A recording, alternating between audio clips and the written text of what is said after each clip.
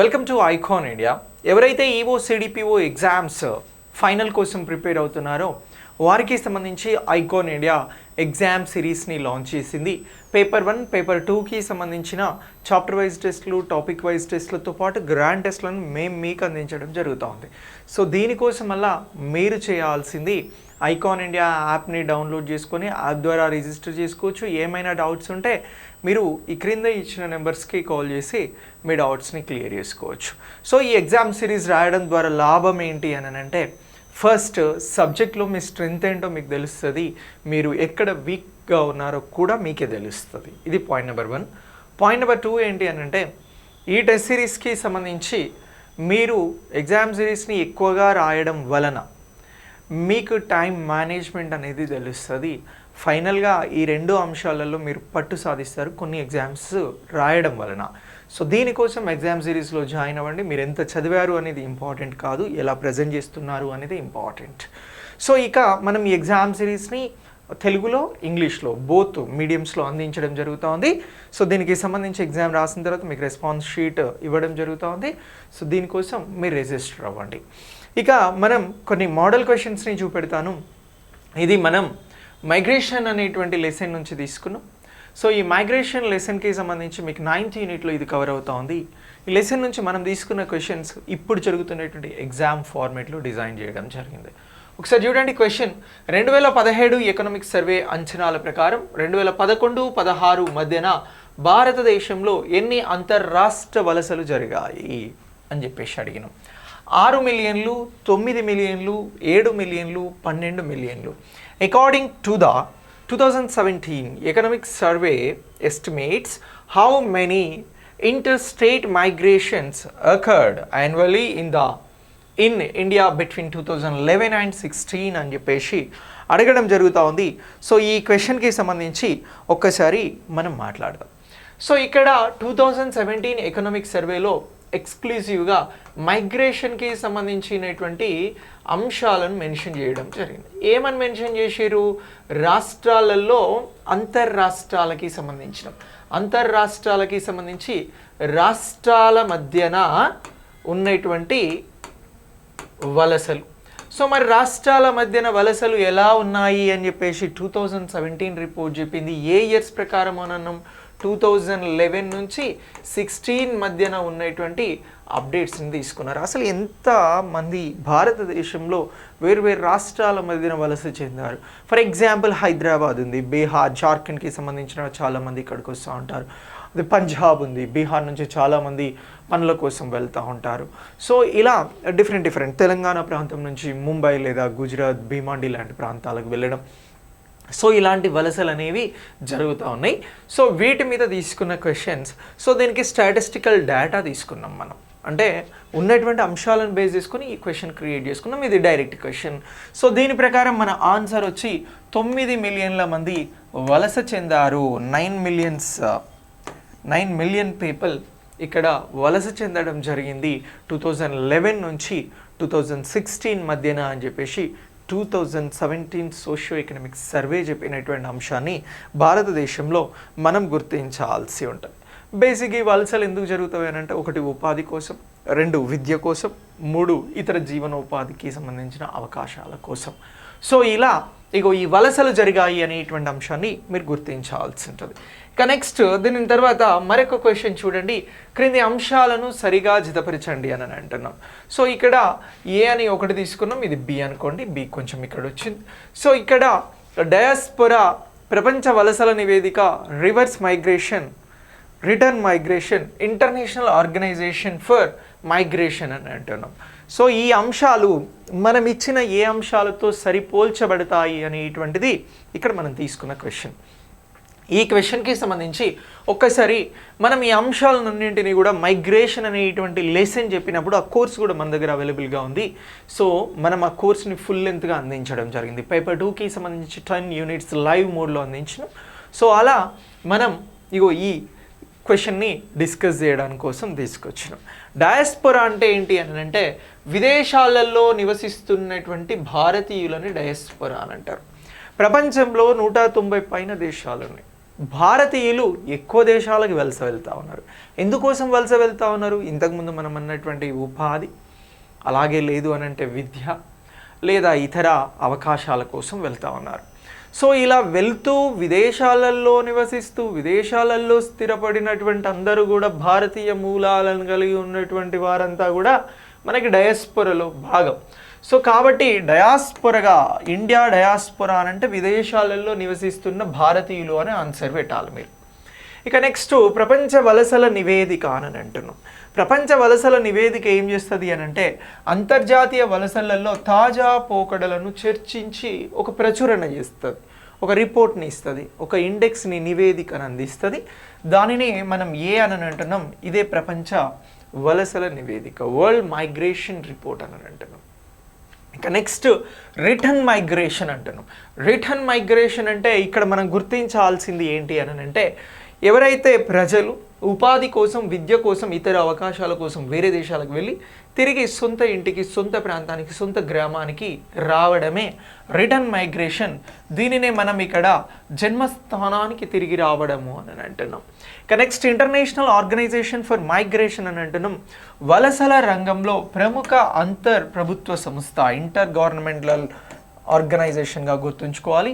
CABD అని అంటున్నాం. మనకి CABD అనేటువంటిది ఇక్కడ ఉన్నది. So B is the right answer అని గుర్తించాలండి. ఇక నెక్స్ట్ క్వశ్చన్ చూడండి. క్రింది ప్రకటనలో ఏవి సరైనవి అని అంటున్నాం. సో 2011 జనాభా లెక్కల ప్రకారం, అంటే మనకి అథెంటిక్ జనాభా సెన్సస్ ఎప్పుడు జరిగింది అని అంటే 2011, ఆ తర్వాత జరగలే కాబట్టి 2011 మనకు ప్రామాణికం. సో 2011 జనాభా లెక్కల ప్రకారం భారతదేశంలో గ్రామీణం నుంచి గ్రామీణ వలసల సంఖ్య 53.3%, 3 మిలియన్లు అని అంటున్నాం. ఇక నెక్స్ట్ దీని తర్వాత పట్టణాల నుంచి గ్రామీణ వలసలు ఎక్కువగా ఉన్నాయి అని అంటున్నాం. స్టేట్మెంట్ నెంబర్ 3, 2011లో గ్రామీణ నుండి పట్టణ ప్రాంతాలకి వలసల సంఖ్య పట్టణాల నుంచి పట్టణాలకి వలసల కన్నా ఎక్కువగా ఉంది అని చెప్పేసి అన్నాం. మరి ఇచ్చిన స్టేట్మెంట్స్లో మీకు పూర్తిగా వివరాలను చదివితే మీకు తెలుస్తుంది. సో అయితే ఇక్కడ ఆన్సర్ని డిస్కస్ చేయాల్సి వస్తే ఒకసారి నేను చెప్తా చూడండి. 2011 జనాభా లెక్కల ప్రకారం భారతదేశంలో గ్రామీణ నుంచి గ్రామీణ ప్రాంతాలకి 53.3 మిలియన్ల మాట అనేది వాస్తవంగా ఇక్కడ మనం గుర్తించాల్సి ఉంటుంది. ఇది రైట్ అని అంటున్నాం. ఇక నెక్స్ట్ దీని తర్వాత రెండవ ఆప్షన్ ఒకసారి డిస్కస్ చేయాల్సి వస్తే ఇక్కడ చూడండి, పట్టణాల నుంచి గ్రామీణ వలసలు ఎక్కువగా ఉన్నాయి. బేసిక్గా వలసలు ఎలా ఉంటవి అని అంటే గ్రామీణ ప్రాంతాల నుంచి పట్టణ ప్రాంతాలకు ఎక్కువగా ఉంటాయండి. సో ఇక్కడ ఏమన్నాం, పట్టణాల నుంచి గ్రామాలకు, అర్బన్ టు రూరల్ వలసలు ఎక్కువగా ఉన్నాయన్నాం. కాబట్టి ఇది తప్పు. ఓకేనా, ఈ స్టేట్మెంట్ తప్పు. గ్రామీణ ప్రాంతాల నుంచి పట్టణాలకి వలసలు ఎక్కువగా ఉన్నాయి. మరి పట్టణాల నుంచి గ్రామాలకి ఎంతమంది వలస చెందారు అని అంటే 6.2 మిలియన్ల మంది ఇక్కడ వలస చెందడం జరిగినది. ఓకే, ఇలా గుర్తించాలి. ఇక మూడో చూడండి, 2011లో గ్రామీణ నుంచి పట్టణ ప్రాంతాలకు వలసల సంఖ్య పట్టణాల నుంచి పట్టణాల కంటే వలసల సంఖ్య ఎక్కువగా ఉంది. ఇంకొకటి ఏమని అంటున్నాం, గ్రామీణ నుంచి పట్టణాలకు వలసల సంఖ్య ఎక్కువగా ఉన్నది అని అంటున్నాం. అయితే ఈ సంఖ్య పట్టణాల నుంచి పట్టణాల కంటే ఎక్కువగా ఉన్నది అనేది కూడా వాస్తవమే. So statement 3 is the right, statement 1 is the right. మరి ఇక్కడ ఎన్ని వలసలు జరిగినాయి అనేటువంటి అంశాన్ని మనం గుర్తించాల్సి వస్తే 20.5 మిలియన్ల వలసలు జరిగినాయి అని గుర్తుంచుకోవాలి. ఎక్కడి నుంచి, ఇగో గ్రామీణ ప్రాంతాల నుంచి పట్టణ ప్రాంతాలకు 20.5 మిలియన్ల వలసలు జరిగినాయి. మరి పట్టణాల నుంచి పట్టణాలకి వలసలు ఎంత జరిగినవి అని అంటే 14.3 మిలియన్లు, 14.3 మిలియన్ల వలసలు జరిగినాయి. ఇక్కడ నేను 3 నెంబర్స్ ఇస్తున్నా మీకు, దీన్ని గుర్తుపెట్టుకోండి, it's very important to us.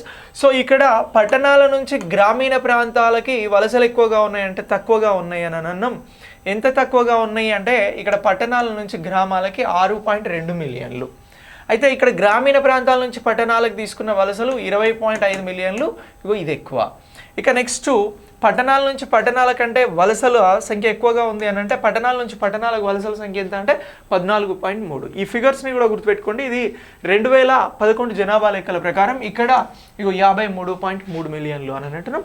So this is the right answer. 1 and 2 మనకి 1 and 2 ఎక్కడ ఉంది, సారీ 1 and 3 డీలో ఉంది. సో 2 తప్పు అని అన్నాం కాబట్టి 1 and 3 అనేది ఇక్కడ మనకి రైట్ ఆన్సర్గా గుర్తుంచుకోవాలి. నెక్స్ట్ దీని తర్వాత నెక్స్ట్ ఇంకొక క్వశ్చన్ చూడండి. భారతదేశంలో అంతర్గత వలసల గురించి క్రింది ప్రకటనలను పరిశీలించండి అని అంటున్నాం.